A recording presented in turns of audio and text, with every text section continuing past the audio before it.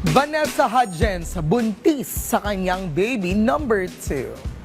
Film actress Vanessa Hudgens is blooming again.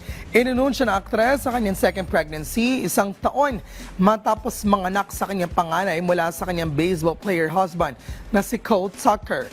Unang ipinakita ni Vanessa ang baby bump niya sa 2024 Academy Awards, stunning in a black gown sa red carpet. Si Vanessa ay kilala sa mga pelikulang High School Musical, The Princess Switch at Tick, Tick, Boom. At hinirang na Global Tourism Ambassador ng Pilipinas 2 years ago, kung saan bumisita siya to trace her roots and shoot a documentary. Una namang kumalat ang dating rumors tungkol sa relasyon ni Vanessa at Cole Tucker noong taong 2020 matapos sila makita na mag-holding hands sa Los Angeles.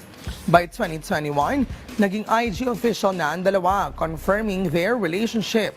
Then, early 2023, nag-propose si Cole at noong Disyembre ng parehong taon, opisyal na silang ikinasal sa isang intimate ceremony sa Mexico.